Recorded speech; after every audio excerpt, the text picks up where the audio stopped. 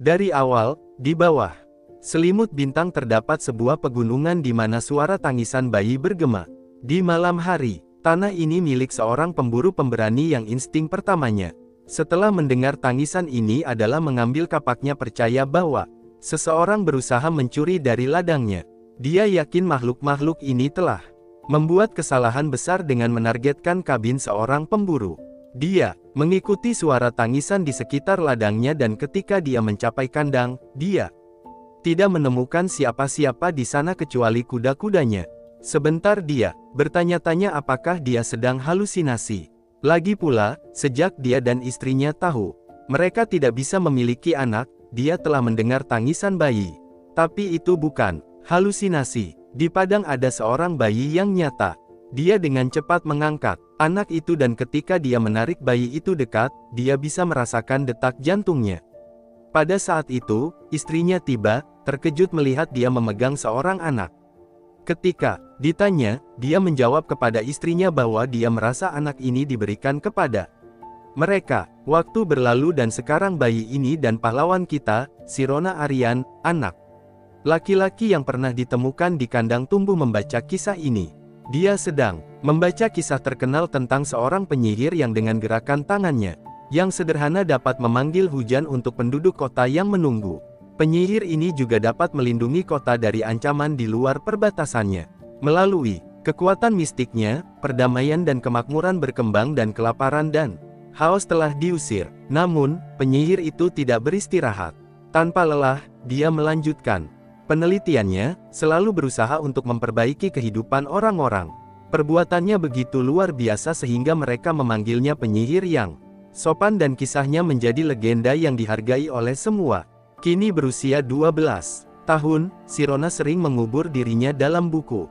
Bacaan hanya terhenti oleh suara ayahnya, Vincent Aryan yang kini berusia 40 tahun. Setelah menyelesaikan pekerjaan memotong kayu, Vincent dengan penuh kasih memutar putranya sebelum memberi isyarat bahwa sudah saatnya pulang. Saat mereka berjalan melalui hutan, Sirona melihat ke atas pada ayahnya dan bertanya tentang sihir. Bagaimana cara kerjanya dan apakah dia bisa belajar menggunakannya? Pemburu yang rendah hati, yang tahu sedikit selain itu menjawab bahwa membunuh beruang dengan satu pukulan juga merupakan jenis sihir baginya. Sementara itu, beberapa teman Sirona melihatnya dengan ayahnya. Mereka bertanya-tanya mengapa Sirona selalu begitu tertarik untuk menemani ayahnya atau membaca buku. Bahkan ketika mereka mengajaknya bermain, dia menolak. Mereka mulai meragukan apakah Sirona benar-benar bisa membaca buku-buku itu.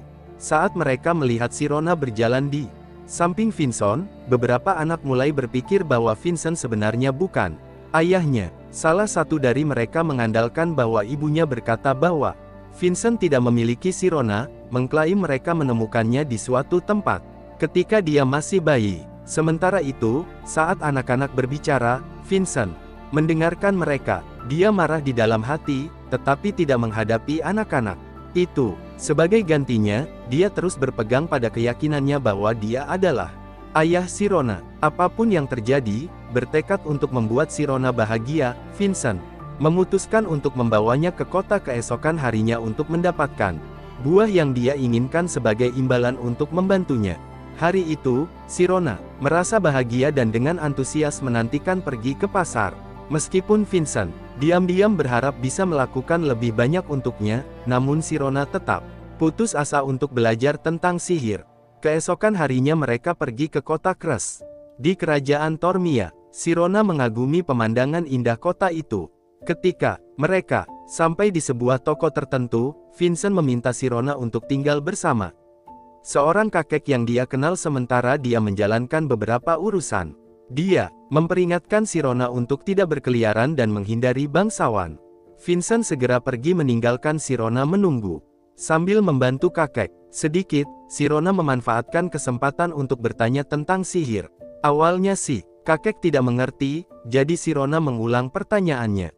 Kakek itu kemudian mengarahkannya ke sebuah toko buku di depan tokonya di mana dia bisa menemukan buku-buku tentang sihir. Dengan semangat, Sirona segera menuju ke toko buku. Saat membuka bukunya, kakek itu berseru bagaimana dia dulu suka membaca buku-buku dongeng seperti ini di masa kecilnya, tetapi terkejut melihat isinya. Buku ini yang jauh melampaui pemahamannya. Ketika anak kami masuk ke toko buku dan hendak mengambil sebuah buku, dia diteriaki dan disuruh untuk tidak menyentuh apapun. Pedagang mengklaim tangannya terlalu kotor untuk megang buku-buku tersebut. Sirona bertanya apakah dia bisa setidaknya membaca satu. Tetapi dia ditolak lagi. Buku-buku itu jelas pedagang, sangat mahal, dan hanya ditujukan untuk kaum bangsawan. Jawabannya membuatnya bertanya-tanya dari mana ayahnya mendapatkan bukunya. Setelah secara diam-diam memeriksa beberapa buku, Sirona keluar dari toko. Kemudian dia melihat beberapa bangsawan membawa tumpukan buku ke suatu tempat. Lalu dia melemparkan buku-buku itu ke sudut di lantai. Mengenali tempat itu, dia menyadari bahwa itu mungkin berada di mana ayahnya mengambil buku-buku yang dibacakan untuknya. Ini membuat Sirona bertanya-tanya mengapa bangsawan menerima hak istimewa seperti itu sementara dia terpinggirkan. Mengingat peringatan ayahnya tentang menghindari para bangsawan, dia mulai mempertanyakan apa yang mungkin salah karena mereka bisa mendapatkan apa yang mereka inginkan. Tetapi seseorang sepertinya tidak bisa. Saat Sirona bersiap untuk meninggalkan area tersebut, penjaga tiba-tiba menangkapnya. Mereka menuntut untuk tahu bagaimana dia bisa masuk ke gerbang kompleks toko buku yang hanya diperuntukkan bagi bangsawan. Sirona menjelaskan bahwa ayahnya ada di dekat situ, tetapi para penjaga tidak mempercayainya. Mereka berasumsi bahwa dia adalah seorang yatim piatu dan memutuskan untuk menahannya sebelum mereka bisa menangkapnya dengan benar. Sirona dengan cekatan melarikan diri. Ketika mereka menyadari apa yang telah terjadi, mereka mendapati diri mereka hanya memegang jaketnya. Sirona sudah bersembunyi di balik beberapa bunga dekat sebuah bangunan. Setelah beberapa saat, dia keluar dari tempat persembunyiannya untuk mengambil sepatunya dan kembali. Tapi kemudian Sirona mendengar beberapa anak mendiskusikan sihir. Mereka meminta seseorang untuk menjelaskan apa itu sihir. Pada awalnya kepala sekolah setuju untuk memenuhi permintaan menunjukkan mantra kepada anak-anak, tetapi dia meminta mereka untuk menjawab pertanyaannya. Apa yang paling penting tentang belajar sihir? Anak kita mendengarkan dengan saksama, berpikir tentang jawabannya sendiri. Setelah banyak siswa menjawab bahwa itu pasti pengetahuan, kemampuan atau uang, setiap jawaban adalah ditolak oleh kepala sekolah. Saat itu, anak kami bertanya-tanya apakah ini tentang kebajikan. Tapi matanya membesar ketika dia mendengar bahwa hal terpenting untuk belajar sihir adalah wawasan. Pada saat itu, Sirona merasa dia telah menemukan jawaban yang dicari-carinya. Para siswa bertanya tentang alasan di balik jawaban itu dan kepala sekolah menjelaskan, mengatakan bahwa wawasan lebih tajam daripada pengetahuan dan lebih cepat daripada kemampuan. Dia juga menambahkan bahwa dengan sedikit pembinaan, siapapun yang memiliki wawasan cukup bisa menjadi penyihir. Saat Sirona mendengarkan dengan saksama percakapan di dalam halaman, dia bertanya-tanya, apakah dia juga memiliki peluang untuk menjadi penyihir. Saat berikutnya, dia tiba-tiba mendengar suara seorang pria tua yang menyarankan agar dia memanjat dinding jika ingin mendengar lebih baik. Sirona awalnya terkejut bahwa pria tua itu tampaknya tahu apa yang dia pikirkan, tidak yakin harus berbuat apa. Dia mempertimbangkan apakah harus mengikuti saran itu atau pergi menjauh. Akhirnya, dia memutuskan untuk memanjat dinding, merasa seolah jika tidak melakukannya, akan menjadi penyesalan yang akan dibawanya seumur hidup. Jadi dia memanjat ke puncak dinding dan melihat sekelompok anak-anak berkumpul di sekitar seorang pria tua yang duduk di bawah pohon. Pria tua itu segera memperhatikannya dan mengejutkan Sirona mengundangnya untuk turun dan bergabung dalam percakapan. Pria tua itu, Alphys Mirhi, adalah kepala sekolah Lohias School of Magic dan seorang penyihir level 4. Didorong oleh undangan hangat Alphys, Sirona bersiap untuk turun dari tembok untuk bergabung dengan kelompok. Sirone berdiri di depan kepala sekolah-sekolah impiannya dan anak-anak mengelilinginya. Namun begitu anak-anak melihatnya, mereka mencemoohnya karena tidak memiliki darah bangsawan. Mereka bahkan memintanya untuk pergi. Sangat terkejut melihat pemandangan di depannya, dia terbangun dari lamunannya ketika kepala sekolah menanyakan tujuannya melompat dari tembok. Shirone menyatakan rasa penasarannya tentang melihat sihir. Kepala sekolah bertanya apakah dia pernah melihat sihir, yang dijawabnya bahwa dia hanya pernah membaca tentang di dalam buku. Beberapa anak protes sambil berkata bahwa dia pasti berbohong karena itu adalah keyakinan umum bahwa petani tidak bisa membaca. Namun, tetap pada keinginannya, dia hanya membungkuk dan memohon kepada kepala sekolah. Kepala sekolah mengabulkan permintaannya dengan memanggil angin yang juga membuat anak-anak di sekitarnya bersemangat. Dia terkejut melihat bagaimana itu mungkin. Tetapi dia mendapatkan jawabannya sesaat kemudian ketika kepala sekolah memanggil angin yang mengangkatnya bersama dengan semua anak-anak. Dia berteriak ketika terangkat ke udara dan bertanya-tanya apakah mereka akan turun. Dengan cara yang sama, dia meringis dan bersiap untuk jatuh. Tetapi itu tidak pernah terjadi karena kepala sekolah memberinya pendaratan yang halus. Kemudian, kepala sekolah tertawa kecil dan menanyakan pendapatnya tentang demonstrasi sihirnya. Alih-alih menjawab, anak kita bertanya kepada kepala sekolah, apa sebenarnya sihir itu? Kepala sekolah berpura-pura berpikir mencari contoh, tetapi anak kita bertanya dengan belak-belakan tentang konsep sihir. Meskipun dia tidak memahaminya, para siswa terkejut karena dia menuntut ini dengan cara yang kasar dari kepala sekolah, sesuatu yang bahkan tidak berani dilakukan oleh para guru. Kepala sekolah tertawa kecil dan menjelaskan bahwa sihir adalah sesuatu yang melampaui aturan normal di dunia kita. Dengan kata-kata sederhana, itu adalah cara menggunakan pemahaman mental untuk menjelajahi kebenaran tersembunyi dalam fenomena. Kepala sekolah berkomentar bahwa pasti sulit baginya untuk memahami konsep ini, tetapi dia terkejut ketika Shirone mengaitkan konsep sihir dengan peristiwa anomali. Dia bertanya, apakah MC kita telah membaca ini di bukunya? Shirone menjawab tidak sambil menjelaskan.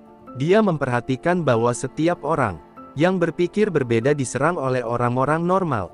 Tetapi kemudian, teori-teori orang-orang ini menjadi pengetahuan. Dia bertanya apakah ada hubungannya dengan yang anomali. Kepala sekolah mengafirmasi teorinya. Tanpa membuang waktu, Shirone bertanya tentang metode belajar sihir. Kepala sekolah benar-benar mengagumi kecerdasan Shirone, tetapi juga merasa kasihan padanya. Karena dia seorang petani. Namun, dia menjawabnya dengan demonstrasi sihir. Dia meminta satu siswa-siswanya untuk memasuki zona jiwa. Dia segera mematuhi dan anak kita bisa merasakan perubahan dalam dirinya. Kemudian kepala sekolah bertanya tentang jumlah koin di tangannya dan dia langsung menjawab bahwa itu 6 yang merupakan jawaban yang benar. Sharon ingin tahu metode di baliknya.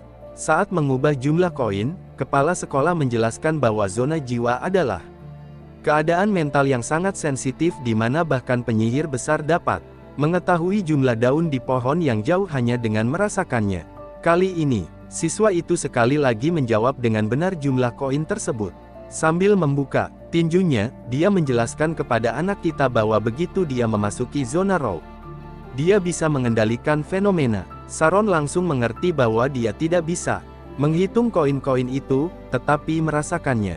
Dia berpikir mungkin dia juga memiliki kesempatan untuk melakukannya. Kepala sekolah mendorongnya, mengatakan bahwa dia juga bisa melakukannya dengan menghapus dirinya dan menemukan dirinya. Namun, anak kita membalas bahwa jika dia tidak bisa menghapus dirinya, dia tidak akan menemukan dirinya.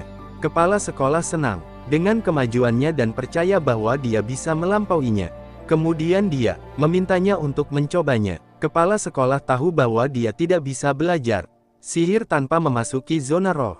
Anak kita menutup matanya dan bermeditasi untuk menemukan dirinya. Dia pertama kali mencoba menemukan dirinya di otaknya, tetapi menolak ide ini. Karena otak adalah hanya sebuah organ, dia perlu merasakan sesuatu yang tidak ada di luar. Lalu dia mencoba mencapai perasaan yang tidak bisa dia definisikan. Untuk tujuan ini, dia perlu menghapus dirinya sendiri. Akhirnya dia menangkap perasaan itu dengan kepekaan. Setelah beberapa saat, dia membuka matanya dan melihat semua orang.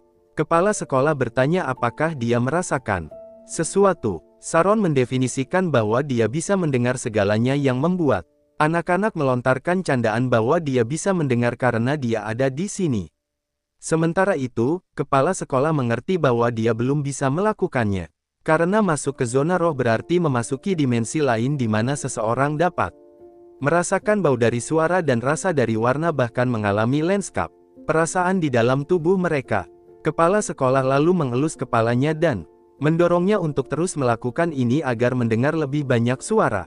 Kemudian ia menyelesaikan kelas dan memerintahkan murid-muridnya untuk kembali ke kelas mereka. Sambil berjalan kembali, kepala sekolah merasa kasihan pada Saron yang memiliki peluang besar untuk menjadi penyihir dan mencapai banyak hal jika ia dibesarkan dalam keluarga bangsawan.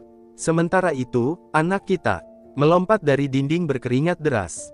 Dia tidak percaya bahwa dia benar-benar bisa melakukannya. Saat berlari di jalan, Saron mengingat pengalamannya berada di zona roh.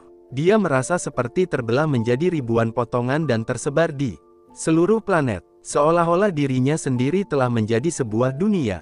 Dia hampir menangis, tertegun oleh pengalaman yang intens di mana dia merasa terlepas dari tubuhnya dan telah menjadi tak terbatas. Dalam keadaan ini, dia tidak menyadari bahwa dia menabrak seseorang dan jatuh ke tanah. Dia meminta maaf kepada orang itu yang ternyata adalah sekelompok orang berandal. Salah satu dari mereka memegang kerahnya sambil mengancam, mengatakan bahwa dia tidak bisa begitu saja berlari-lari dan menabrak orang. Anak kita berpikir dia mungkin akan dibunuh di sini. Tiba-tiba suara baru menginterupsi bertanya apakah dia kehilangan sesuatu.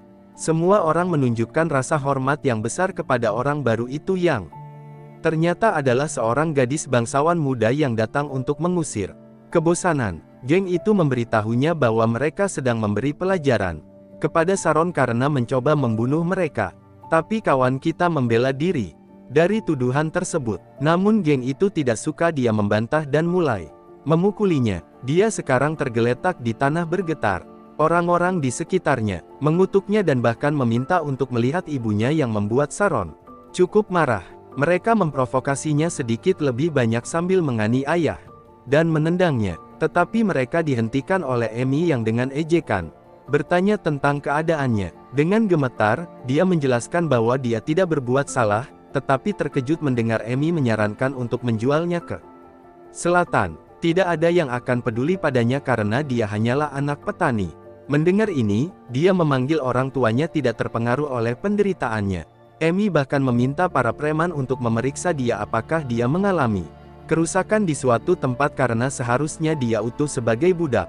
Para lelaki itu cukup bersemangat untuk mempermalukannya, tetapi dia meminta mereka hanya memeriksa wajahnya. Sementara itu, dia dengan gugup memikirkan perilaku aneh Saron karena dia hanya merencanakan untuk bersenang-senang sebelum membiarkannya pergi. Tapi mereka tidak tahu bahwa dia telah pergi ke zona roh yang meningkatkan kepekaannya terhadap hal-hal di sekitarnya.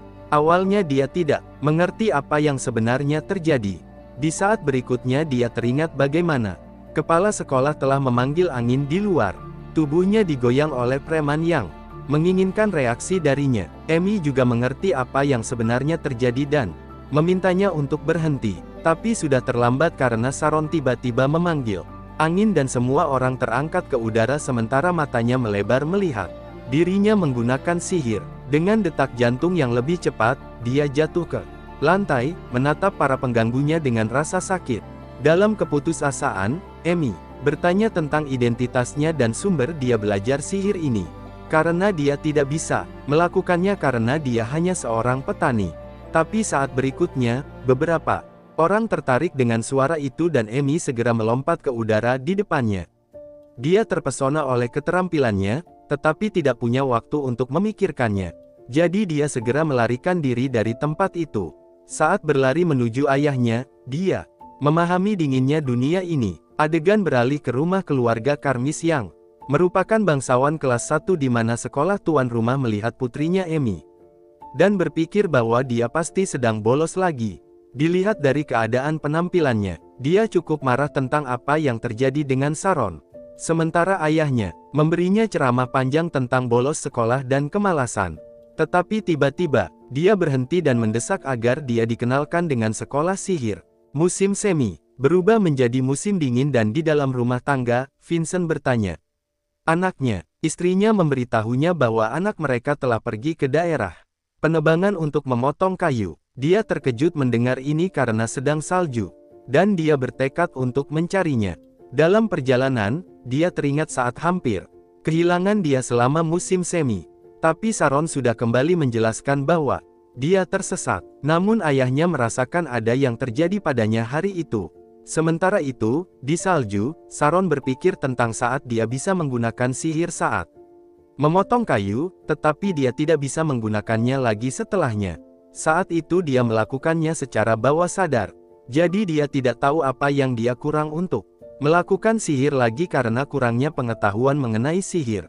Tapi hal baiknya adalah dia masih bisa memasuki zona roh yang saat ini dia masuki dan merasakan segala sesuatu di depannya. Meskipun dia tidak bisa menjelaskannya. Dengan itu dia mengangkat kapaknya dan menghancurkan seluruh pohon dalam satu ayunan. Dia sendiri terkejut melihat bahwa dia telah menumbangkan pohon itu dalam satu ayunan. Dia tahu apa yang telah dilakukannya adalah sihir.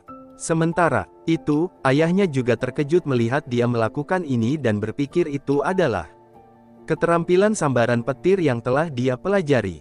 Saron juga berpikir bahwa itu bukan sihir, tetapi satu ayunan yang sukses di antara ratusan ayunan dari kapaknya. Dia bertekad untuk berlatih ini lagi dan lagi karena dia tahu bahwa keberuntungan tidak bisa menjadi mitra dalam kesuksesannya. Tetapi pengetahuan akan ada. Dengan tekad yang sama, pemuda kita menghabiskan 3 tahun dan sekarang dalam satu musim gugur, dia dapat merasakan hal-hal yang tidak bisa dilihat oleh matanya. Dia menyentuh pohon itu dan dengan satu ayunan kapaknya dia mampu memecahkannya. Tiba-tiba dia menyadari bahwa dia telah bermeditasi selama 5 jam.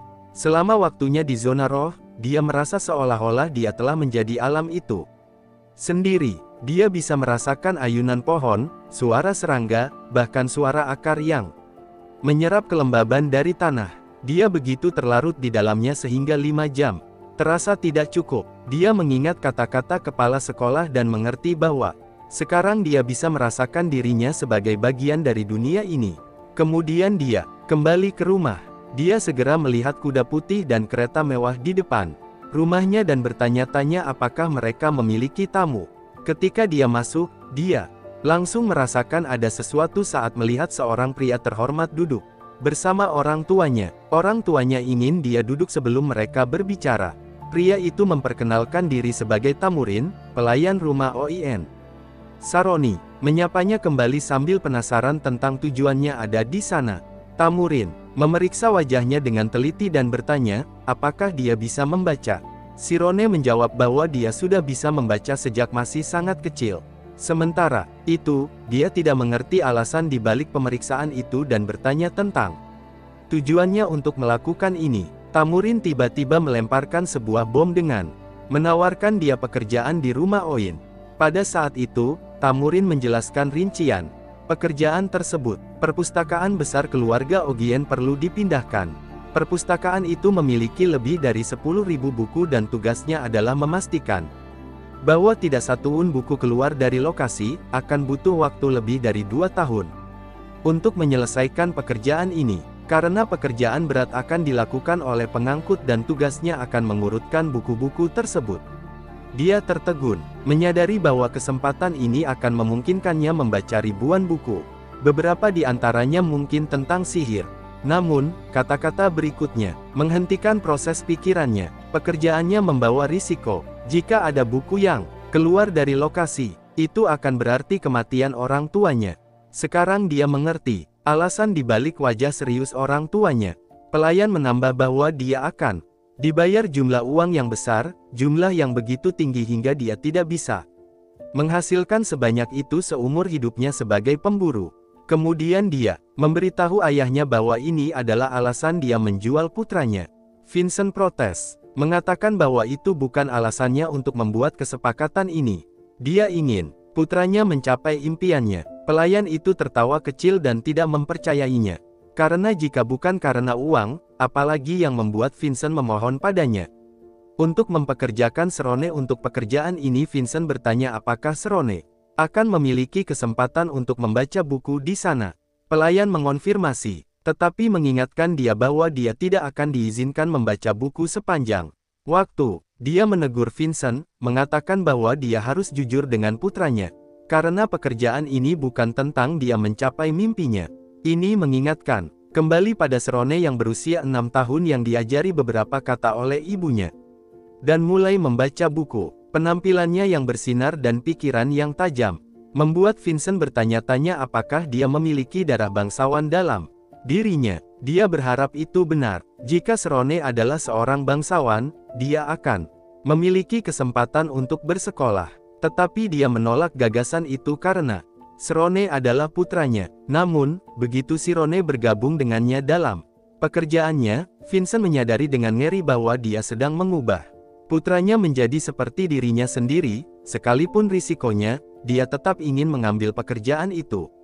Dia merasa ini adalah kesempatan langka untuk bisa membaca buku-buku yang selama ini diimpikannya. Di sisi lain, Vincent masih marah dan tidak bisa menerima keputusan Serone ingin mengambil pekerjaan itu dan melakukannya dengan benar. Di saat itu, Temuran memberinya waktu 1 minggu untuk mengubah pikirannya sebelum dia kembali mengambilnya. Namun, begitu dia menginjak tanah Manor, dia tidak dapat mengubah pikirannya. Ketika pelayan pergi, ayahnya memprotes, mengatakan bahwa dia culun karena meminta pekerjaan itu. Tetapi sekarang setelah dia memahami beratnya, dia akan menolaknya. Tapi dia terhenti ketika melihat Serone menangis bahagia, menyebut ini sebagai hadiah terbaik dalam hidupnya. Finn memeluknya dengan mata berkaca-kaca dan meyakinkan putranya bahwa mereka akan selalu bersamanya kapan dia membutuhkan mereka. Tapi dia juga ingin putranya kembali dengan selamat. Dia senang akhirnya melakukan hal yang benar. Hal sebagai seorang ayah, keluarga itu berlinang air mata saat memikirkan tentang keberangkatan yang akan datang. Setelah seminggu, pelayan keluarga Oyin datang dan meminta tanda tangan Vincent. Setelah dia menandatangani, tanpa membuang waktu, mereka membawa pria kita ke kereta dan menutup pintu di belakangnya. Begitu mereka duduk di dalam kereta, Serone langsung masuk ke zona roh untuk memeriksa orang tuanya yang sedang menangis untuknya. Selama waktunya di zona roh, dia ingin menjangkau mereka tetapi berhenti di tengah jalan, menyadari bahwa dia memiliki kesempatan sekali seumur hidup. Tapi dia juga tahu risikonya memiliki pekerjaan ini dan hidup di antara orang-orang yang berkuasa. Dia bertanya-tanya, apakah dia akan kembali dalam satu paket setelah 2 tahun. Setelah beberapa saat, mereka akhirnya sampai dekat dengan rumah Ogen yang terletak di dalam kota Krea. Di kerajaan Tormia, pada dasarnya, rumah Ogen adalah keluarga pejuang dengan pendirinya sebagai jenderal level 3 dan kepala rumah saat ini adalah Katria level 4. Dengan kata lain, mereka memegang otoritas militer kota di tangan mereka. Akhirnya mereka berada di depan manor besar rumah Ogen. Dia merasa takut melihat kemegahan wilayah rumah itu yang membuat para pelayan berkomentar bahwa dia masih perlu bertemu dengan keluarga. Yang lain memperingatkannya untuk berhati-hati dengan kata-katanya. Dia melihat sekeliling benar-benar terpesona oleh kaum bangsawan kelas 2 yaitu Ogen. Pelayan mengantar dia ke area pelayan dan kantor yang akan menjadi rumahnya selama 2 tahun ke depan. Beberapa saat kemudian dia berada di depan Timur yang memintanya untuk mengikutinya untuk belajar tentang pekerjaannya. Timurin akhirnya menunjukkan perpustakaan megah di rumah yang membuatnya terpesona. Timurin menambahkan bahwa dia akan memindahkan buku-buku ini sambil mengklasifikasikannya. Setiap minggu dia akan diberikan daftar buku yang perlu dia kumpulkan. Dia juga memberitahunya jam kerja yang akan berlangsung dari pukul 900 pagi hingga 6 sore. Dia bisa melakukan apapun yang dia suka dengan waktu luangnya asalkan tidak memasuki rumah utama atau meninggalkan area.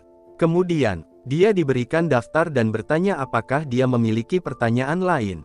Sarone tahu bahwa hidupnya dipertaruhkan dalam pekerjaan seperti ini yang tidak bisa dia salahkan. Jadi dia bertanya kapan dia akan mulai dan pelayan menjawab mulai besok. Mulai besok, dia akhirnya mengenakan seragam dan memulai pekerjaannya dengan membaca daftar. Sementara itu, dia mengerti dengan jelas mengapa tugas menyortir diberikan hanya kepada satu orang. Dia perlu memahami penyortiran, apakah untuk mengklasifikasikan sejarah pedang dalam bagian sejarah atau bagian sastra pedang. Sambil menyortir buku-buku, dia juga menyadari bagaimana semua Pengetahuan itu saling terkait dan akarnya adalah tidak lain adalah sejarah. Dia kemudian memutuskan untuk membaca semua buku sejarah yang berjumlah 850. Dari 10.000 buku dan melengkapi dengan buku lainnya.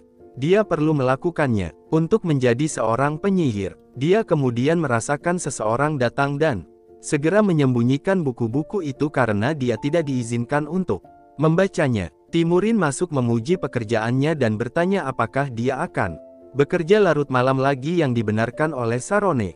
Kemudian Timurin menyarankan agar dia bersantai karena mereka memiliki perjalanan yang panjang. Sesaat kemudian dia berbalik ke arahnya dan meraih bahunya.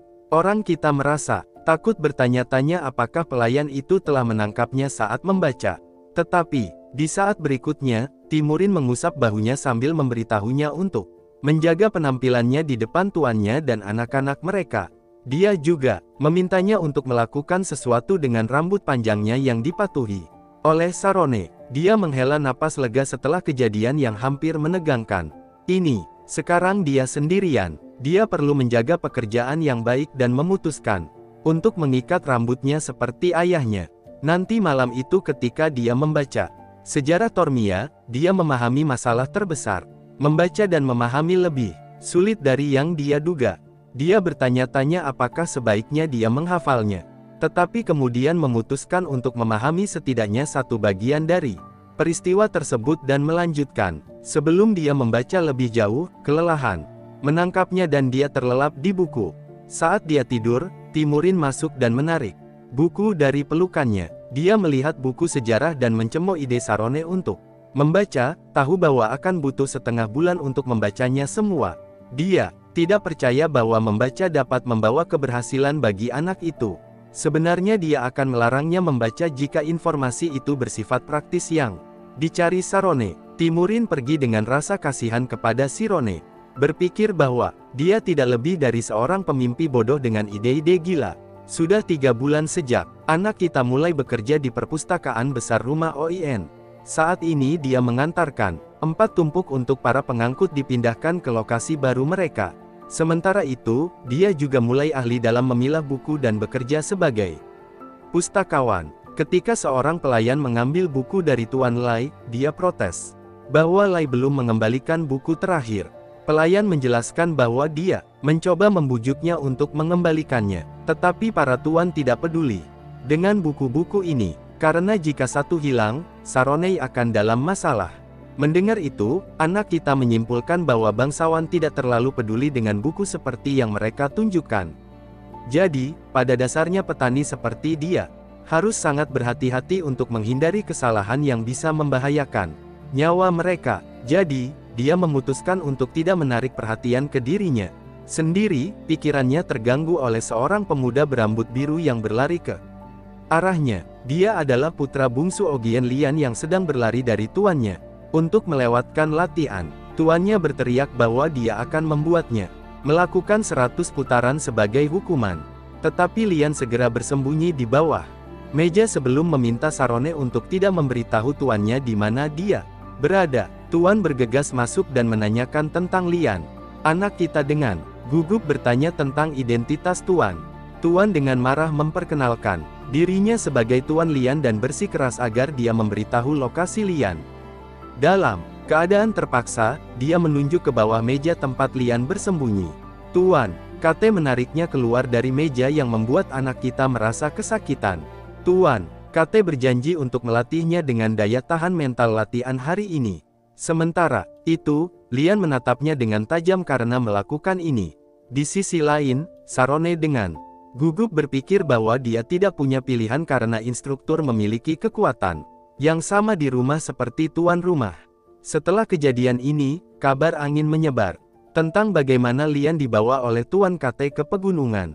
Sebulan telah berlalu sejak kejadian ini. Selama hari-hari ini dia butuh 20 hari untuk membaca buku pertamanya, tetapi sekarang dia memahami buku-buku dari setiap tingkat.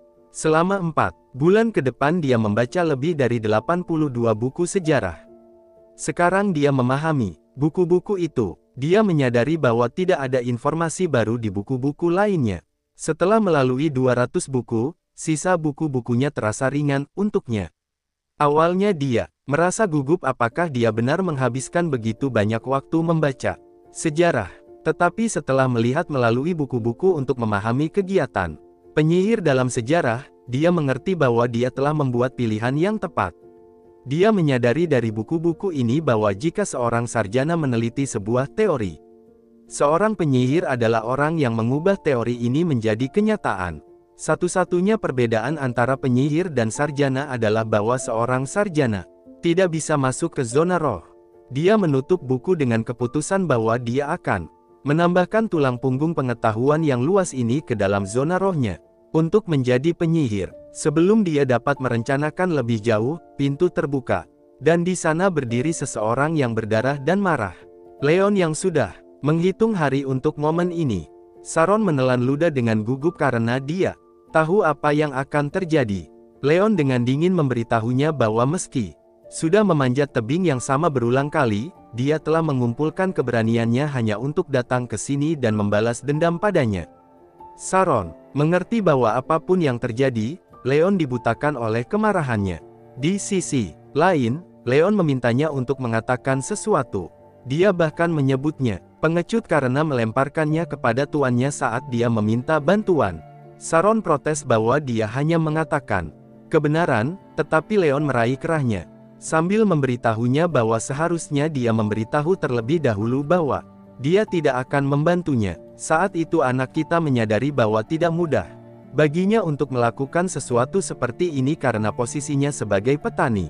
Untuk menyelesaikan masalah ini, Saron bertanya apa yang harus dilakukan agar semuanya baik-baik saja untuknya. Leon segera memahami bahwa dia belum bekerja di sini lama karena sikap tenangnya. Lalu dia tersenyum dan memintanya untuk mengikutinya di tengah malam.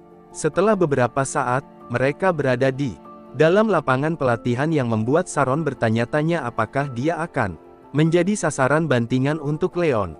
Dengan putus asa, dia siap menerima pukulan hanya untuk mempertahankan kesempatan ini yang diberikan olehnya, dengan risiko nyawa orang tuanya.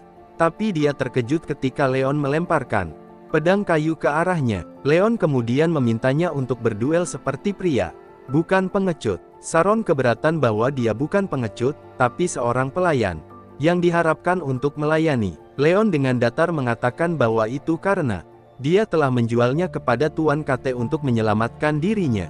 Dia berpaling darinya saat dia membutuhkan. Sekarang anak kita yang tidak punya pilihan sedang memegang pedang. Dengan tekad di matanya, Leon akan melawan dengannya, sambil memberinya kesempatan 3 ayunan awal. Sambil melihatnya, anak kita mengerti bahwa mata Leon benar-benar adalah mata seorang kesatria sejati.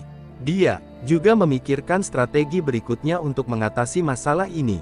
Dia tahu bahwa dia harus pulang jika dia kalah. Kemudian dia berhenti dan menyadari bahwa dia bisa masuk ke zona semangat karena dia jelas telah diberikan 3 ayunan. Dengan itu dia memulai ayunan pertamanya yang dibalas oleh Leon. Saron memahami kekuatan Leon dari ayunannya. Kali ini dia menggenggam pedang lebih erat dan memberikan serangan kedua yang lagi-lagi diblok oleh Leon yang tersenyum lebar. Dia mengejek anak kita, menanyakan apakah dia pernah memegang pedang. Tapi Saron sudah berada di zona semangat, mengetahui dia hanya memiliki 1 kesempatan tersisa. Dia tahu bahwa Leon tidak akan bisa memblokirnya kali ini dan dia menyerang dengan lebih keras. Leon yang tidak mengerti apa yang sebenarnya terjadi dengan gugup berpikir bahwa sekarang gilirannya. Tapi dia tercengang melihat pedangnya hancur dalam sekejap karena kekuatan pukulan Saron. Sirone sendiri juga terkejut melihat keberhasilannya. Rencananya adalah untuk merasakan semuanya dengan ayunan pertama, memahami waktu Leon dengan pedangnya, dengan ayunan kedua, dan akhirnya memukul titik vital dengan pukulan ketiga. Dia telah melatih Thunder Strike selama 3 tahun terakhir dan mencobanya sekarang. Leon yang benar-benar terkejut akhirnya menemukan suaranya dan bertanya tentang sumber ilmu pedang Sirone. Sirone menjawab dengan jujur bahwa itu adalah Thunder Strike. Melihat kebingungan di wajahnya, dia menjelaskan bahwa itu adalah teknik yang dia pelajari untuk menebang pohon di pegunungan. Leon sangat bingung dengan penjelasannya bahwa Sirone bisa menggunakan pedang setelah menebang pohon. Di sisi lain, Leon telah berlatih selama 15 tahun Dia tidak percaya bahwa seni pedang adalah sesuatu yang bisa dipelajari dari menebang kayu. Leon ingat saat Lai telah mematahkan pedangnya dengan cara yang sama dan dipuji oleh ayah serta gurunya. Instrukturnya bahkan memberitahu ayahnya bahwa dia tidak punya lagi yang bisa diajarkan kepada Lai karena dia sudah jauh lebih maju dibandingkan usianya. Saat itu tidak ada yang memperhatikan Leon saat merayakan Genius L. Leon merasa hancur karena dia tidak bisa seperti kakak lelakinya. Sekarang, dia bisa melihat Lai dan Shirone di atas. Sekali lagi, jadi dia berseru bahwa dia menolak menerima kekalahan. Shirone ingin minta maaf tetapi dihentikan olehnya. Di detik berikutnya, Leon mengeluarkan pedangnya dan mengkliknya kembali. Untuk kejutan Shirone, dia melemparkan pedang itu ke Shirone yang menangkapnya. Leon mengungkapkan bahwa hanya karena dia bisa baik-baik saja dengan pedang kayu, tidak berarti dia bisa menang. Dia memberinya waktu 1 bulan untuk bersiap menghadapi duel yang akan mereka lakukan dengan pedang nyata. Di sisi lain, tangan Shirone bergetar saat dia melihat kematiannya dalam bentuk pedang nyata. Dia meminta Leon untuk mempertimbangkan kembali karena dia tidak tahu bagaimana menggunakan pedang. Dengan suasana yang telah ekspresi di wajahnya, Leon mengungkapkan bahwa jika dia bisa mematahkan pedang kayu setelah belajar memotong pohon, dia bisa menyelesaikan sesuatu dalam bulan ini. Sebelum pergi, dia bahkan mengancam untuk tidak pergi. Jika tidak, dia akhirnya akan menangkapnya. Kemudian Shirone berada di perpustakaan, kepalanya di tangannya, sementara dia berusaha memahami kekacauan yang dialaminya. Pada dasarnya, keluarga Ogen memiliki sifat aneh dengan rambut hitam dan biru dalam keluarga mereka. Tuan rumah bersama dengan putra tertua memiliki rambut hitam dan keahlian pedang yang luar biasa. Putrinya yang memiliki rambut biru adalah seorang pianis yang hebat. Sementara lain, seorang jenius pedang juga memiliki rambut hitam. Tapi Leon adalah orang yang mencolok di keluarga berbakat itu yang tidak membangun namanya sendiri, meskipun mendapatkan pelatih pribadi. Setelah memikirkan ini, Shirone menyesal seharusnya membiarkan Leon mengalahkannya. Sedikit, tapi sekarang dia telah menghancurkan ego Leon yang sudah terluka oleh perbandingan dengan saudaranya. Dengan melihat buku-buku, dia berpikir, bagaimana dia selalu memiliki ideal bahwa buku bisa menyelamatkannya. Jadi, sekarang dengan tekad dia pergi ke rak buku karena dia tidak bisa mati di sini dan mempertaruhkan orang tuanya. Dia tahu waktunya di gunung memberinya kekuatan, jadi yang harus dilakukannya adalah belajar bagaimana membela diri. Untuk tujuan ini, dia mengeluarkan sejumlah buku tentang seni pedang, jadi dia akan melakukan apa yang bisa. Sementara itu, Leon melakukan 100 putaran sesuai instruksi yang diberikan oleh Master KT. Master merasakan ada yang tidak beres, karena biasanya Leon mengeluh saat latihan. Tapi Leon menjawab dengan sarkas, bahwa ini tidak bisa disebut latihan yang membuat mata Master melotot.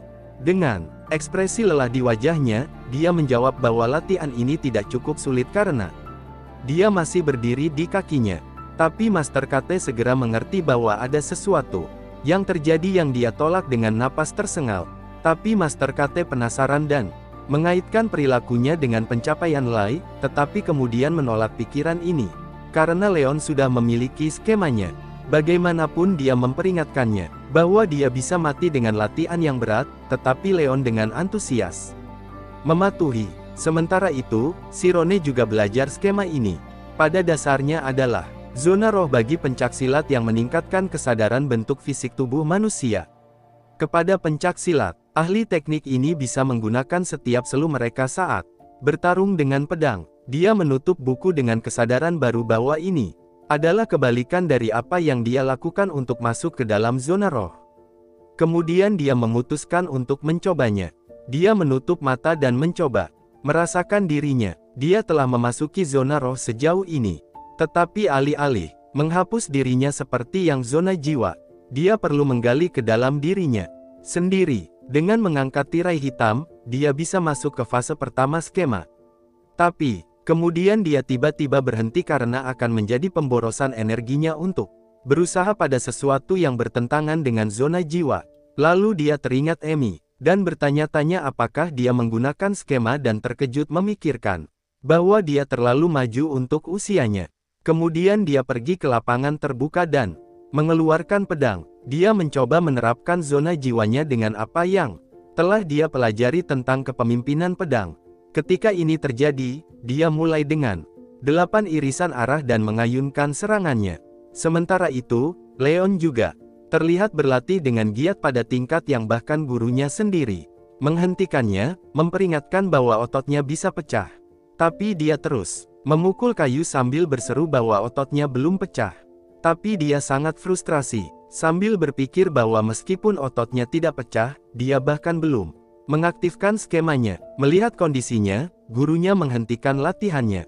Setelah beberapa saat, dia menepuk bahunya, bertanya-tanya apa yang sebenarnya mengganggu pikirannya. Dia menjawab samar-samar bahwa tangannya sangat sakit. Dengan pemikiran mendalam, Master KT menyatakan bahwa dia tidak pernah melihat laporan tentang kemajuan Leon.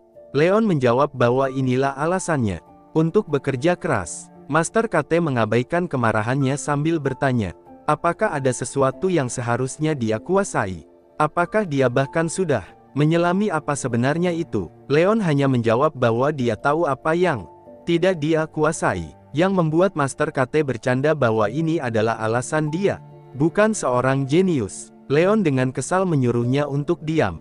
Namun Master KTE terus berbicara sambil mengatakan bahwa seorang jenius sejati adalah seseorang yang tahu di mana mereka bisa bersinar dan mengarahkan usahanya tanpa keraguan. Sementara itu, bocah kita juga belajar seni pedang melalui buku-buku. Sementara suara Master KT menggema tentang ketakutan terbesar seorang jenius, yaitu mencoba mencapai sesuatu yang tidak bisa mereka capai. Mata Leon membelalak dengan kesadaran ketika Master KT akhirnya menyatakan bahwa itu bisa menjadi musuh terbesar seorang jenius. Dia menggenggam tinjunya, berpikir bahwa meskipun dia tidak terlahir dengan bakat dalam seni pedang, dia akan mengejar itu dengan segala kemampuannya. Baik dia maupun Sirone bertekad untuk menang pada akhirnya. Sekarang Sirone berdiri dengan pedang di tangannya, siap untuk berlatih seni pedang. Sejauh pengetahuannya, seni pedang pada dasarnya adalah energi dinamis kinetik yang diasumsikan saat kehidupan diambil. Tapi, itu juga merupakan permainan pikiran ketika seseorang mulai bertarung. Sekarang dia mengangkat pedangnya sambil membayangkan musuh imajiner yang bisa menyerangnya dengan berbagai macam gerakan. Tapi di antara mereka hanya ada 8 serangan yang bisa diprediksi dari setiap sisi. Dia perlu berkonsentrasi pada mereka. Sambil membayangkan musuh di depannya, dia mulai memblokir serangan dari setiap arah. Tapi setelah beberapa saat, dia berhenti ketika musuh imajinasinya mengambil arah lain dan dia kehilangan tempat untuk memblokir serangan di zona semangatnya.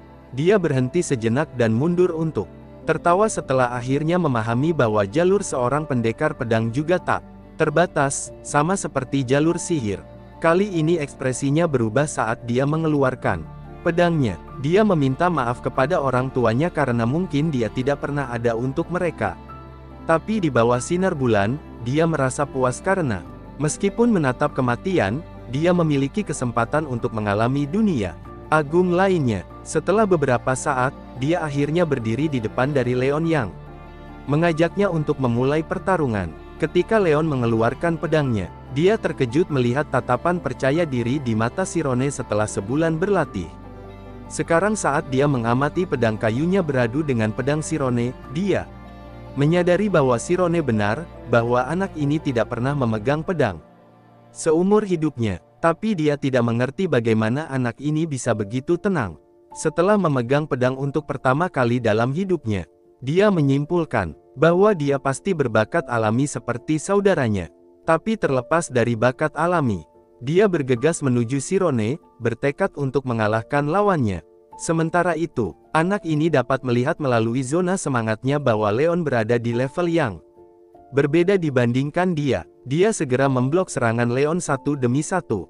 Sementara itu, Leon dapat merasakan bahwa Sirone sedang mengamati gerakan pedangnya. Di sisi lain, Sirone memutuskan untuk mengatasi rasa takutnya akan kematian yang ada di masa depan. Ia membayangkan bahwa jika dia tidak bisa melihat apa yang akan terjadi selanjutnya, dia akan memiliki keberanian untuk melompat dari tebing. Ketika dia melangkah menuju Leon, dia merasa tercekat. Karena dia mengamati betapa Sirone telah melampaui semua emosinya. Ketika dia berlari menuju Sirone, dia bertekad untuk percaya bahwa dia juga tidak takut pada kematian. Dengan itu dia menyerang sisi kanannya yang berhasil diblok oleh orang. Leon segera menyerangnya dengan kecepatan penuh dan gerakan yang tidak terduga dari segala sisi. Sirone mengerti bahwa serangan pedang Leon brutal, berat, dan cukup cepat sehingga sulit baginya untuk menghindar dengan lincah. Menjadi semakin sulit baginya untuk mengenali arah pedang Leon. Gerakan Leon berikutnya melukai dadanya yang membuatnya tertegun sesaat. Dengan itu dia, secara tidak sadar memasuki zona semangat. Leon segera menyerang balik, tetapi, sekali lagi Sirone dengan cepat menghindari serangan itu. Sekarang dia, menggeser diri menjauh dari lawannya terengah-engah. Dia tidak mengerti, bagaimana Leon berhasil melukainya. Di sisi lain, Leon tidak membuang waktu dan segera memukulnya lagi yang diblok oleh Sirone dengan pedangnya. Dengan ekspresi jahat di matanya, Leon langsung menyadari bahwa Sirone tertegun oleh gerakannya. Dia percaya diri berpikir bahwa ada kesempatan minimum untuk Sirone bertahan dari pedangnya karena dia adalah seorang Oan setelah semua serangannya memiliki kekuatan untuk mematahkan tulang. Dengan itu dia berteriak dan menyerang lagi. Tapi Sirone juga mengamati gerakannya sambil menghindari serangan pedangnya. Sirone memperhatikan bahwa setelah melukainya, Leon seharusnya melanjutkan dengan tebas ke atas untuk melukainya lebih lanjut. Tetapi, sekarang dia hanya menggunakan serangan lebar. Sambil mengamatinya dengan saksama, Sirone menyimpulkan bahwa terlepas dari kemampuan Leon dalam menggunakan pedang, apa yang ia kurang adalah wawasan. Matanya bersinar dengan tekad karena sekarang ia bisa melawannya di tingkat yang lebih rendah. Dengan itu ia berlari ke arahnya dengan strategi baru dalam pikiran. Untuk menyerang kali ini, alih-alih hanya bertahan. Sementara mereka bertarung dengan pedang, Leon juga memperhatikan bahwa Sirone meskipun lelah menyerangnya dengan serangan dasar, tapi masalahnya adalah ia kesulitan untuk memblokirnya. Ia juga memahami bahwa meskipun Sirone kehabisan tenaga, ia kini menghemat energi dengan menjaga ritme tingkat rendah itu. Dia lagi-lagi mengingat saat dia ditinggalkan oleh ayahnya setelah kalah di tangan saudaranya. Sementara dia terlalu sibuk merayakan keberhasilan Lai. Kemudian dia melihat Lai tersenyum kemenangan padanya dan dia tidak ingin mengalami hal yang sama sekali. Sekarang dia berteriak, sambil menyatakan bahwa dia akan menjadi pendekar pedang terhebat di dunia. Dengan itu dia menyerangnya dengan segenap kekuatannya. Tapi Sirone menghalau serangan itu. Melihat dia begitu marah, Sirone tidak mengerti apakah dia benar-benar mengikuti aturan duel atau sudah menjadi gila. Kemudian dia memeriksa jalur pedang Leon dengan zona semangatnya dan bingung melihat bahwa dia tidak bisa membaca gerakannya lagi karena ketidakpastian. Pola kali ini, Leon akan menyerang dari level yang lebih rendah. Namun Sirone segera tidak hanya memblokirnya.